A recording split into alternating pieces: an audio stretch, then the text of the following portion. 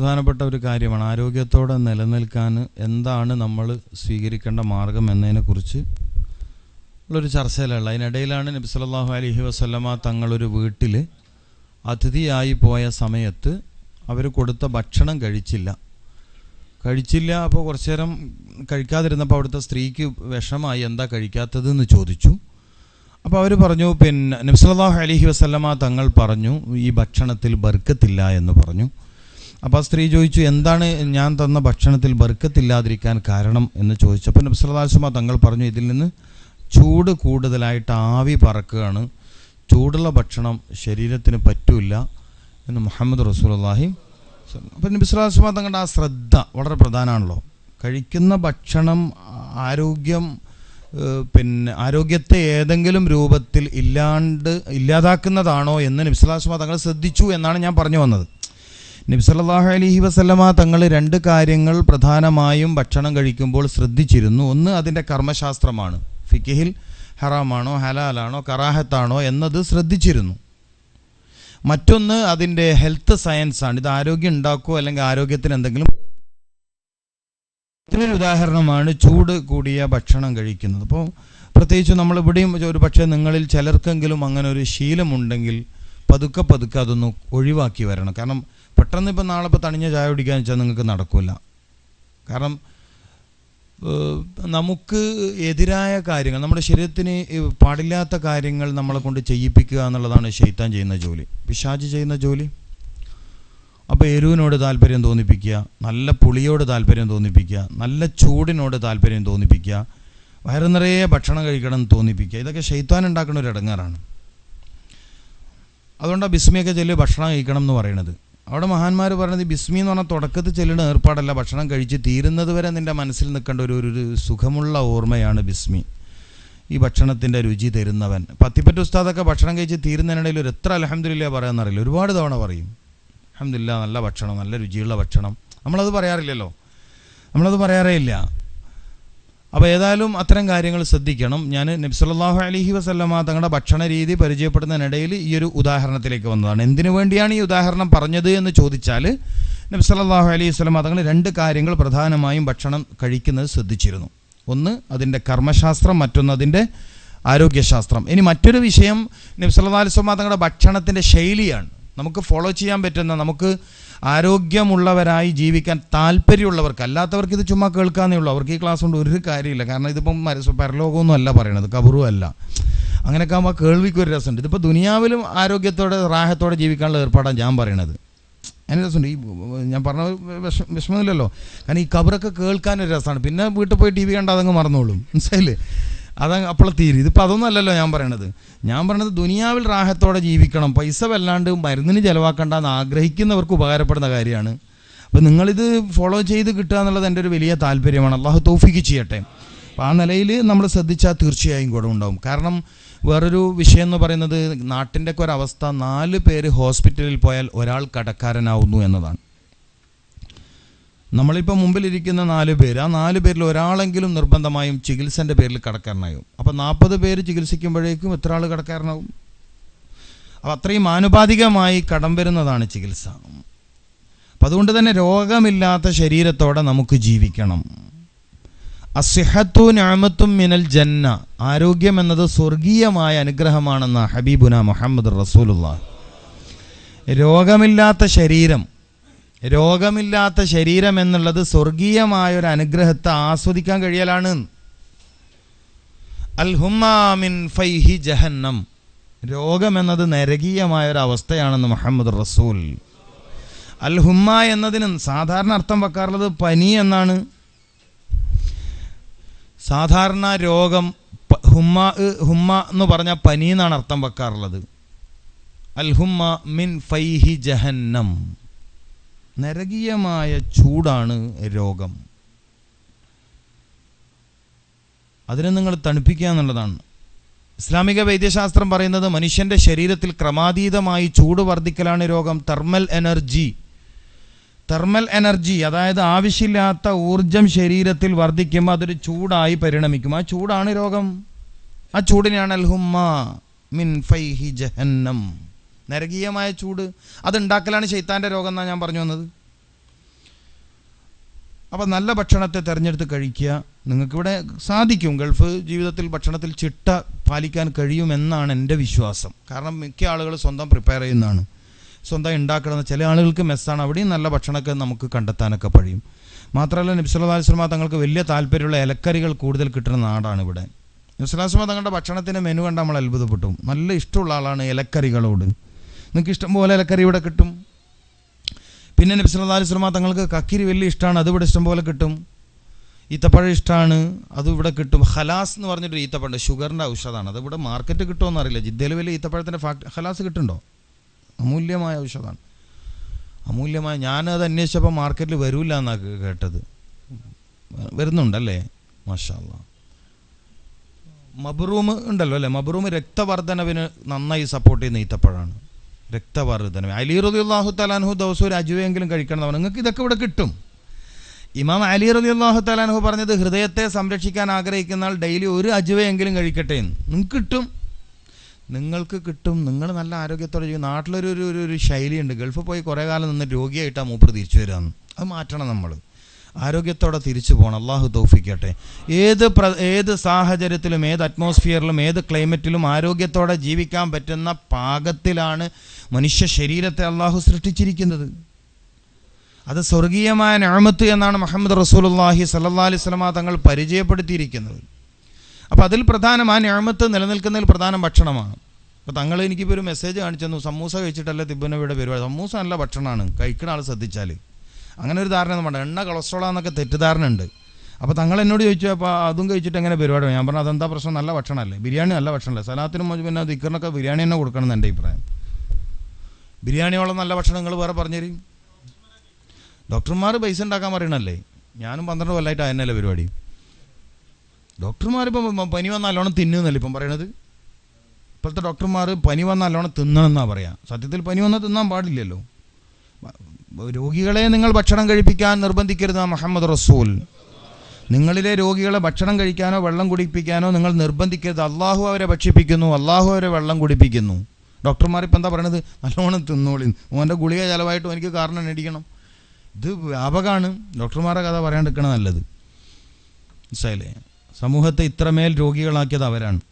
നല്ല ഡോക്ടർമാരുണ്ട്, മനുഷ്യസ്നേഹികളായ, മനുഷ്യപ്പറ്റുള്ള, അങ്ങേറ്റത്തെ സേവന മനസ്കതയുള്ള, വിശാല ഹൃദയമുള്ള നല്ല നല്ല ഡോക്ടേഴ്സുണ്ട്, നല്ല ഡോക്ടർമാരുണ്ട്, ഒരിക്കലും നിഷേധിക്കാൻ പറ്റില്ല. പക്ഷേ കൂടുതലും ആളുകളിൽ ബിസിനസ്, അതിപ്പോൾ എല്ലാ രംഗത്തുണ്ട്. അതിലിപ്പോൾ ഡോക്ടർമാരെ മാത്രമൊന്നും വേണ്ട, എല്ലാ രംഗത്തുണ്ട്. കച്ചവടക്കാണ്, പള്ളി എടുത്തിട്ട് കച്ചവടം, മക്കാമുണ്ടാക്കി കച്ചവടം ഉണ്ടാക്കണമാണ്. പിന്നെ അല്ല ഇപ്പോൾ ഡോക്ടർമാരെ പറയുന്നത്. അപ്പോട്ടെ. അപ്പോൾ ഏതായാലും പിന്നെ നമുക്ക് ശ്രദ്ധിക്കാം, നമുക്ക് കാര്യങ്ങൾ ശ്രദ്ധിക്കാം. നമ്മൾ ഡോക്ടർമാരല്ലല്ലോ ഫോളോ ചെയ്യേണ്ടത്, മുഹമ്മദ് റസൂൽ. നമ്മൾ സത്യത്തിൽ നമുക്കൊക്കെയും നിറം കെട്ടുപോയതും മുഖം കെട്ടുപോയതും പ്രതാപം നഷ്ടപ്പെട്ടു പോയതും ഇസ്സത്തില്ലാണ്ട് ആയതും നബി സല്ലല്ലാഹു അലൈഹി വസല്ലമ തങ്ങളെ അന്ധമായി ഫോളോ ചെയ്യുന്നതിൽ നിന്നും നമ്മൾ മാറി. നബി സല്ലല്ലാഹു അലൈഹി വസല്ലമ തങ്ങളെ അന്ധമായി അനുകരിക്കണം. അതിൽ ചോദ്യങ്ങളില്ല, അതിൽ ചോദ്യങ്ങളേ ഇല്ല. അന്ധമായി അനുകരിക്കണം. അങ്ങനെ ഒരു മാനസികാവസ്ഥ നമുക്ക് വരണം. അപ്പോഴേ ഇസ്സത്ത് ഉണ്ടാവൂ, പ്രതാപം ഉണ്ടാവുള്ളൂ. ഖുർആൻ മാത്രമാണ് വഴികാട്ടി എന്നിടത്തേക്ക് നമ്മൾ എത്തണം. ഖുർആനും കൂടെ സയൻസ് എന്ന് പറഞ്ഞാൽ തീർന്നു. ഖുർആൻ മാത്രമാണ് എന്നിടത്തേക്കുള്ള മെൻറ്റാലിറ്റി വളരണം. ഖുർആൻ മാത്രമാണ് ശരി, ഖുർആൻ മാത്രമാണ് സത്യം, ഖുർആനെ മാത്രമേ ഫോളോ ചെയ്യും, ബാക്കിയൊക്കെയും പഴച്ചതാണെന്ന് പറയുന്നിടത്തേക്ക് നമ്മൾ വരണം. അതിന് നമുക്ക് പറ്റണില്ല. നമ്മൾ പേതിപ്പുറം അപ്പുറമാണ്.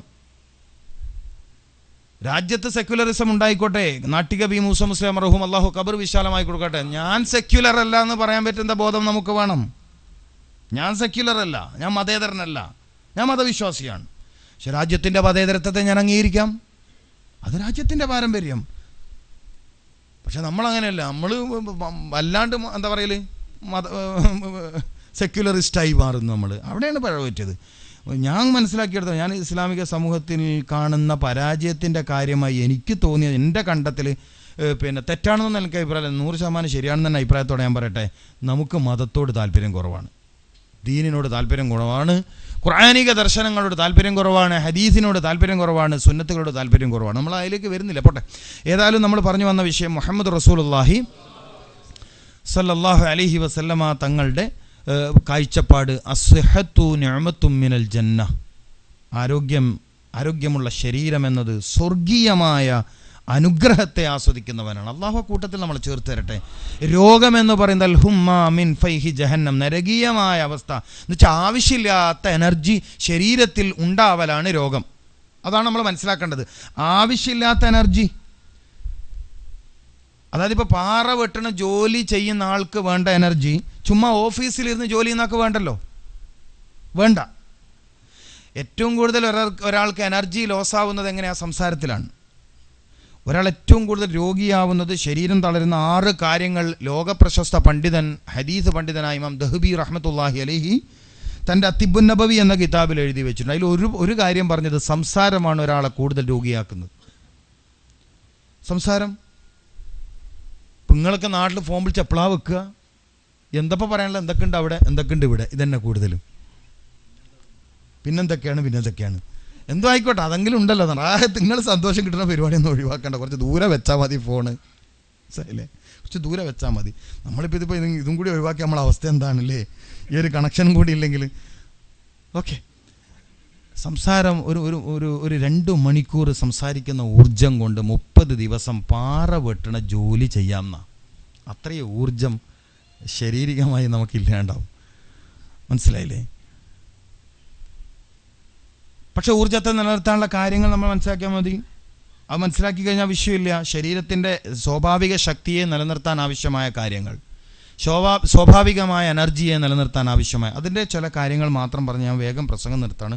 നമ്മളിപ്പോൾ നീണ്ട പഠനത്തിനൊന്നും ഇരുന്നതല്ല. കുറച്ച് കാര്യങ്ങൾ നിങ്ങൾക്ക് ചെയ്യാൻ പറ്റുന്ന കുറച്ച് കാര്യങ്ങൾ മാത്രം പറഞ്ഞു. ഇതിൽ പ്രധാനമാണ് നിങ്ങൾക്ക് നന്നായി കിട്ടുന്ന പഴങ്ങൾ കഴിക്കണമെന്ന് ഞാൻ പറഞ്ഞു. ഡെയിലി ഒരു അജുവയെങ്കിലും നിങ്ങൾക്ക് ഹാർട്ട് സംബന്ധമായ പ്രശ്നം നിങ്ങൾ ഒരിക്കലും അലട്ടൂല. സമൂസൻ്റെ വിഷയം പറഞ്ഞു. സമൂസ നിങ്ങൾ ദിവസം ഓരോന്ന് കഴിച്ച് നിങ്ങൾക്ക് ആർക്കും കൊളസ്ട്രോൾ കൂടും. അതിൽ ഉള്ളിയാണുള്ളത്. പിന്നെ പ്രശ്നം മൈദ മാത്രമാണ്, ഇല്ലേ? പിന്നെ എന്തായാലും പ്രശ്നമുള്ളത് എണ്ണ വിഷയം. ആരാ പറഞ്ഞേ? നിങ്ങൾ എണ്ണ ചൂടായ പ്രശ്നം എന്നൊക്കെ ചുമ്മാ പറയണതാണ്. അതൊന്നും ശാസ്ത്രീയമായി ഇതുവരെ പ്രൂവ് ചെയ്തിട്ടില്ല. അൺസയൻറ്റിഫിക് ടേംസ് ആണ് അതൊക്കെ. പിന്നെ കോഴിക്കോട് മെഡിക്കൽ കോളേജിൽ കാലങ്ങളോളം ഡയബറ്റോളജിസ്റ്റായ പ്രൊഫസർ MVI മമ്മി സാർ, ഇന്ന് കേരളത്തിൽ അയാളെ പോലെയൊന്നും മെഡിക്കൽ സയൻസ് പറയാൻ പറ്റുന്ന, പ്രമേഹ രോഗത്തിനും പറയാൻ പറ്റുന്ന ഒരു പ്രഗത്ഭനില്ല. MVI മമ്മി ഇപ്പോഴും ജീവിച്ചിരിക്കുന്ന ആളാണ്. അദ്ദേഹം പറഞ്ഞല്ലോ, എണ്ണയെ സംബന്ധിച്ചുള്ള തെറ്റിദ്ധാരണ എങ്ങനെയാണ് സമൂഹത്തിലുണ്ടായത്. ആഴ്ചയിൽ 2 ദിവസം വിത്തൗട്ട് ഓയിൽ ഫുഡ് കഴിച്ചാൽ മതി. ആഴ്ചയിൽ 2 ദിവസം ശരീരത്തിൽ എണ്ണ ഉള്ളിൽ കടക്കാതിരുന്നാൽ മതി. ആഴ്ചയിൽ 5 ദിവസം എണ്ണയുള്ള ഫുഡ് കഴിക്കാം. ആഴ്ചയിൽ 2 ദിവസം എണ്ണയില്ലാത്ത ഭക്ഷണം ഉള്ളിലേക്ക് കയറാതിരിക്കുന്നതിന് പകരം 2 ദിവസം ശരീരമാസകലം എണ്ണ തേച്ച് കുളിക്കുക എന്നുള്ളതാണ് റസൂലുള്ളാഹി. ഇതിനപ്പുറം വേറെ ആരാ സംസാരിക്കാനുള്ളത്? പറയും. നബി സല്ലല്ലാഹു അലൈഹി വസല്ലം തങ്ങൾ പറഞ്ഞതിനപ്പുറം പറഞ്ഞു ഒരാളെ പേര് പറയുങ്ങൾ ആവർത്തിച്ച് ചൂടാക്കരുതെന്നേ ഉള്ളൂ. ഒരിക്കൽ ചൂടായി പിന്നെ തണിഞ്ഞു പിന്നെയും ചൂടാക്കരുത്. അതിപ്പോൾ നിങ്ങൾ തല്ലാജിൽ വെച്ചു പിന്നെയും ചൂടാക്കുന്ന ഫുഡിൻ്റെ അവസ്ഥ എന്താണ്? മൈക്രോവേവ് ഓവനിൽ വെക്കുന്ന ഫുഡിൻ്റെ അവസ്ഥ എന്താണ്? ഞാനിപ്പോൾ ദുബായിൽ ഒരു ആവശ്യത്തിന് പോയി. എൻ്റെ സുഹൃത്തിൻ്റെ റൂമിലെത്തി. അദ്ദേഹം രാത്രി വന്നു, ഞാൻ റൂമിലുണ്ട്. ബാത്റൂമിൽ പോകുന്നതിന് മുമ്പ് കുബൂസ് എടുത്തു, പിന്നെ തല്ലാജിൽ നിന്ന് കറി എടുത്ത് ഇതിലൊഴിച്ചു, ഓവനിൽ വെച്ചു. അദ്ദേഹം കുളിക്കാൻ പോയി. വരുമ്പോഴത്തേക്കും അദ്ദേഹത്തിന് ചൂടുള്ള ഫുഡുണ്ടായി. എന്താ സംഭവിച്ചത്? ഇത് സ്ഥിരം രീതിയാണെങ്കിൽ അയാൾക്ക് വയറിന് ക്യാൻസർ വന്നില്ലെങ്കിൽ അയാൾ കറാമത്തുള്ള മനുഷ്യനല്ലേ? പറഞ്ഞാൽ മനസ്സിലായിട്ടില്ല. ഇത് സ്ഥിരം പരിപാടിയാണെങ്കിൽ അയാൾക്ക് ഉദരത്തിൽ ക്യാൻസർ വന്നിട്ടില്ലെങ്കിൽ മഹാത്ഭുതമല്ലേ? ഭക്ഷണമല്ല രോഗമുണ്ടാക്കുന്നത്, കഴിക്കുന്ന ശൈലിയാണ് രോഗമുണ്ടാക്കുന്നത്. അതാണ് തിബ്ബുൻ നബിയുടെ അധ്യാപനം. ഭക്ഷണമല്ല രോഗം, കഴിക്കുന്ന ശൈലി. ഞാൻ എണ്ണ കഴിക്കുന്ന ആളാണ്. എനിക്ക് 40 വയസ്സിനടുത്തായി, 38 വയസ്സായി. കൊളസ്ട്രോളിൻ്റെ പ്രശ്നം വന്നിട്ടില്ല, ഷുഗർ പ്രശ്നമില്ല, യൂറിക് ആസിഡിൻ്റെ പ്രശ്നമില്ല, ഒന്നും വരാറില്ല. ഇറച്ചി കഴിക്കും, പൊരിച്ചത് കഴിക്കും, മീൻ കഴിക്കും, എല്ലാ സമയം. ഇപ്പോൾ പൊരിച്ചത് രാത്രി കഴിക്കുമ്പോഴേ ബുദ്ധിമുട്ടുള്ളൂ. പൊരിച്ച കഴിച്ചാൽ എന്താ പ്രശ്നം? 3 മണിക്ക് ശേഷം പൊരിച്ച ഭക്ഷണത്തിന് നമ്മുടെ ശരീരം പാകമല്ല. പകലിൻ്റെ 3 മണിക്ക് ശേഷം നമ്മുടെ ശരീരത്തിന് പൊരിച്ച ഭക്ഷണം പാകൽ. ഇന്നിപ്പോൾ ഞാൻ നമ്മളെ ഉമർ ഇരിപ്പാൻ പറഞ്ഞത് പോയി നല്ല പൊരിച്ച കോഴി. ഞാൻ പറഞ്ഞാൽ നല്ല തന്നെ റാഹത്തായി, ശബ്ദം നല്ലോണം കിട്ടും കോഴിയിറച്ചി. പക്ഷേ ഇപ്പോൾ ബ്രോയിലർ പ്രശ്നമാണ്, അതിൽ സ്റ്റിറോയിഡ് കുത്തിവെച്ച കോഴിയൊക്കെയാണ് പ്രശ്നമാണ്. കഴിക്കുന്ന ശൈലി. പക്ഷെ ആ ഒരു പ്രശ്നത്തെയും അവോയ്ഡ് ചെയ്യാൻ പറ്റുന്ന മെത്തഡ്സ് ഉണ്ട് ഭക്ഷണം കഴിക്കുന്നിടത്ത്. നമ്മുടെ വായക്കകത്ത് ഉൽപ്പാദിപ്പിക്കപ്പെടുന്ന ഉമിനീരിൻ്റെ ഗുണത്തെ നമ്മൾ പഠിക്കണം. അറിയാതെ കടന്നു ചെല്ലുന്ന വിഷങ്ങളെ വായക്കകത്ത് വെച്ച് ഇല്ലായ്മ ചെയ്യാൻ മാത്രം കഴിവ് അല്ലാഹു ഉമിനീരിന് കൊടുത്തിട്ടുണ്ട്. പക്ഷേ നബി സല്ലല്ലാഹു അലൈഹി വസല്ലം തങ്ങൾ കഴിക്കുന്ന പോലെ നന്നായി ചവച്ചരച്ച് ജ്യൂസ് പോലെ ആക്കണം. ഫോൺ പറയുന്നതിനിടയിൽ തിന്നാക്കി ഇതെങ്ങനെ ജ്യൂസാക്കാൻ കഴിയുക? ബുദ്ധിമുട്ടടുത്ത മറുപടി പറയാനല്ലേ. ഈ ചോദ്യം വലിയ കടുപ്പുള്ളതാണെങ്കിൽ വേഗം പുതുങ്ങിയിട്ട് നമ്മൾ സലാം പറയണ്ടെന്ന് നമ്മൾ കേട്ടിട്ടില്ലേ? ഭക്ഷണം കഴിക്കുന്നവനോട് സലാം പറയാൻ പാടില്ല. ഇയാളെന്താ ആ സമയത്ത് ഇസ്ലാം അല്ലാണ്ടാവുന്നുണ്ടോ? എന്തുകൊണ്ടാണ് ഓനക്ക് ആ സമയത്ത് വായ തുറക്കാൻ പാടില്ല? വായ തുറന്നാൽ ഗ്യാസ്ട്രിക് ദഹന സംബന്ധമായ തകരാറ് വരും. വായ പൂട്ടി വെച്ച് ചവക്കണം. നബി സല്ലല്ലാഹു അലൈഹി വസല്ലം തങ്ങളുടെ ഭക്ഷണശൈലി മാത്രം പഠിച്ചാൽ മതി ആരോഗ്യമുള്ള മനുഷ്യനാവാൻ. അത്ഭുതപ്പെട്ടുമല്ലോ ഉളു എടുത്ത് ഭക്ഷണം കഴിക്കുക. നമുക്ക് അൽഹംദുലില്ലാഹ് പലരും ഇശാ കഴിഞ്ഞ് ഉളു എടുത്തിട്ടുള്ള ഉണ്ടാവുക. അതിൻ്റെ ഗുണം വലിയ ഗുണമാണ്. ഇരുന്ന് ഭക്ഷണം കഴിക്കുക. പലഹാരമാണെങ്കിൽ 3 വിരൽ കൊണ്ടും ഇല്ലെങ്കിൽ 5 വിരൽ കൊണ്ടും മാത്രം ഭക്ഷണം കഴിക്കുക. ചില ആളൊക്കെ ഇങ്ങനെ കുഴച്ചിട്ട് ഇവിടെയൊക്കെ പെയിൻ്റ് അടിച്ചാൽ മതി. എത്തപ്പോൾ കാട്ടണം ഇയാൾ മനുഷ്യൻ. ഇതിനെ ഇങ്ങനെയൊക്കെ ഇതൊക്കെ ആർത്തിയുടെയും ശൈത്താന്യത്തിൻ്റെയും ലക്ഷണം. ഇവിടെ അന്നാക്കൽ സൂക്ഷിക്കണം. ഇവിടെ പറ്റുന്നത് ഇങ്ങനെ ചെയ്യൽ. ഏറ്റവും നല്ലത് എല്ലാ ഭക്ഷണം ഇങ്ങനെ ഈ 3 ഫിംഗർ കൊണ്ട് എടുക്കലാണ്. ഇതുകൊണ്ട് മാത്രം എന്ത് നല്ല ശൈലിയാ. ഈ അവസാനം ഭക്ഷണം കഴിച്ച് വിരൽത്തുമ്പിൽ ഊറി നിൽക്കുന്ന വളരെ പ്രധാനപ്പെട്ട ഒരു എൻസൈം ഉണ്ട്. ഇതിനെ നബി സല്ലല്ലാഹു അലൈഹി വസല്ലം ഭക്ഷണം കഴിച്ച വിരൽ ഊമ്പടെന്ന് പറഞ്ഞു. സുബ്ഹാനല്ലാഹ്. നമ്മൾ ഈ സുന്നത്തിനെ ഇല്ലാണ്ടായി. നമ്മൾ എത്ര അന്നമായിട്ടാണ് പൈപ്പിൻ്റെ അടുത്തേക്ക് പോകുന്നത്. എത്ര അന്നം ഉണ്ടാവും ഇവിടെയൊക്കെ, എത്ര അന്നം ഉണ്ടാവും. എന്നിട്ട് അവസാനം ബർക്കത്തില്ല, കച്ചവടം പൊട്ടി. ഈ അന്നം കളയുന്നവർക്ക് കച്ചവടം പൊട്ടും. സുപ്രയിൽ അന്നം വേസ്റ്റ് ആക്കുന്നവർക്ക് കച്ചവടം പൊട്ടും. പിന്നെ കച്ചവടത്തിൽ ബർക്കത്തില്ല എന്നിട്ട് കാര്യമില്ല, കടം വീടില്ല. ഗൾഫിൽ ഞാൻ കണ്ട ചില പ്രശ്നങ്ങൾ ഇതൊക്കെയാണ്. അന്നം വേസ്റ്റാക്കുന്നവർക്ക് ബുദ്ധിശക്തി കുറയും, ഹൃദയശക്തി കുറയും. ബുദ്ധിശക്തി എന്തായാലും കുറയും. വീണ ഭക്ഷണം എടുത്ത് കഴിക്കാൻ റസൂലുള്ളാഹി സ്വല്ലല്ലാഹു അലൈഹി വസല്ലം തങ്ങൾ പറഞ്ഞെന്താ? അപ്പം നബി സല്ലല്ലാഹു അലൈഹി വസല്ലം തങ്ങളുടെ ഭക്ഷണശൈലി മാത്രം നമ്മളിങ്ങനെ ഫോളോ ചെയ്താൽ തന്നെ നല്ല ഹെൽത്തി ആയി ജീവിക്കാൻ പറ്റും. ആഴ്ചയിൽ ഒരു ഇറച്ചി കഴിക്കുക. അത് വെള്ളിയാഴ്ച ആയാൽ നന്നായി. നമ്മുടെ നാട്ടിൽ തമാശ പറയും വെള്ളിയാഴ്ച ഇറച്ചി കഴിച്ചാൽ ദീൻ ഇസ്ലാം എന്ന് പുറത്താണ്. ഇടയിലൊരു വമ്പം പറഞ്ഞു ഇപ്പോൾ ഇന്ത്യയിൽ നിന്ന് പുറത്താവൂലേന്ന്. സാരമില്ല വിഷയം. പക്ഷേ വെള്ളിയാഴ്ച ഇറച്ചി കഴിച്ചാൽ ദീൻ ഇസ്ലാം എന്ന് പുറത്ത് തന്നെയാണ്. മെല്ലെ മെല്ലെ അവൻ്റെ ഇസ്ലാമിയത്ത് പോകും. കാരണം എന്താ, ആരോഗ്യം കുറയുന്നതിനനുസരിച്ച് ഇസ്ലാമിയത്ത് പോകും. ചില ആൾ രോഗം മാറാൻ കുഫറും ഷിർക്കും പൂജയും അമ്പലത്തിൽ കുട പിടിക്കൽ എന്തൊക്കെ കാട്ടണ്. കൊയിലാണ്ടി അമ്പലത്തിലെ ഉത്സവത്തിന് മുത്തുക്കുട പിടിച്ചാൽ കുഞ്ഞുണ്ടാവുന്ന ഒരു പെണ്ണുങ്ങളോട് പറഞ്ഞു. എന്തെല്ലാം അന്ധവിശ്വാസങ്ങളാണ്. കോട്ടത്തിൽ കൊണ്ടുപോയി വെളിച്ചെണ്ണ ഒഴിച്ചാൽ വയറ്റിൻ്റെ സൂക്കേട് മാറുന്നിട്ട് അങ്ങനെ എണ്ണ ഒഴിക്കുന്നവരുണ്ട്. നാദാപുരം ഭാഗത്തേക്ക് പിന്നെ വടകരയിൽ നിന്ന് ഉള്ളോട്ട് പോകുന്നൊരു കുട്ടിച്ചാത്തൻ സേവാ കേന്ദ്രത്തിൽ വെളിച്ചെണ്ണ ഒഴിക്കുന്നവരിൽ കൂടുതലും പർദ്ദയിട്ട പെണ്ണുങ്ങളാണ്. നമുക്ക് വിഷയമല്ല. സാധാരണ രീതിയിൽ സൂക്കേട് മാറണില്ല. അപ്പം പിന്നെ ചാത്തനം കൊണ്ടുപോയി ഒഴിക്കുക തന്നെ വെളിച്ചെണ്ണ.